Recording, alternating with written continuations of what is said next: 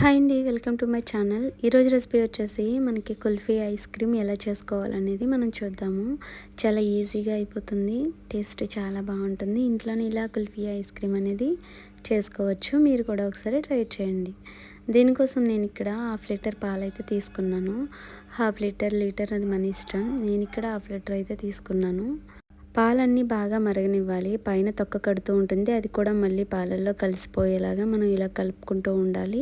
ఇవి కొంచెం చిక్కబడ్డాయి అన్నప్పుడు మనకి ఇక్కడ ఒక 2 table milk powder, 2 table spoons, అలాగే 2 టేబుల్ స్పూన్స్ మిల్క్ పౌడర్ తీసుకున్న తర్వాత 1 టేబుల్ స్పూన్ కార్న్ఫ్లోర్ అయితే తీసుకోవాలి.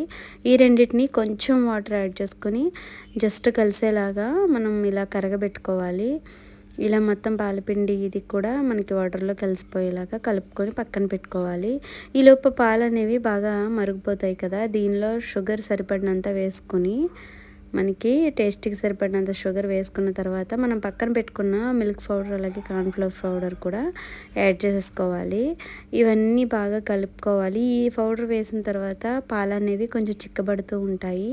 వీటిని మనం వదిలేయకుండా కలుపుకుంటూ ఉండాలి, లేదంటే అడుగు పడుతూ ఉంటుంది.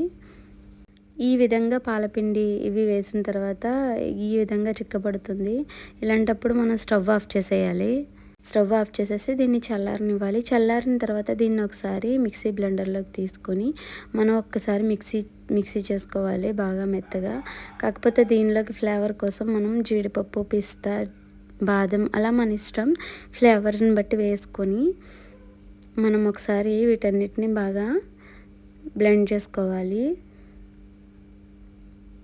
నేనైతే ఇక్కడ జీడిపప్పు, బాదం రెండే వేసాను. ఈ రెండింటిని బాగా కలిసిపోయేలాగా బ్లెండ్ చేసుకోవాలి. అక్కడక్కడ చిన్న చిన్న పలుకులు ఉన్నా పర్వాలేదు, తినేటప్పుడు బాగుంటుంది.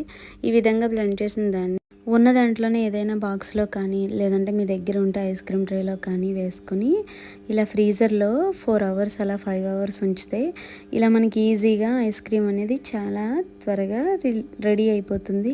టేస్ట్ కూడా చాలా బాగుంటుంది. బయట కొనే కుల్ఫీస్ ఉంటాయి కదా, కుల్ఫీ టేస్ట్లో ఉంటుంది.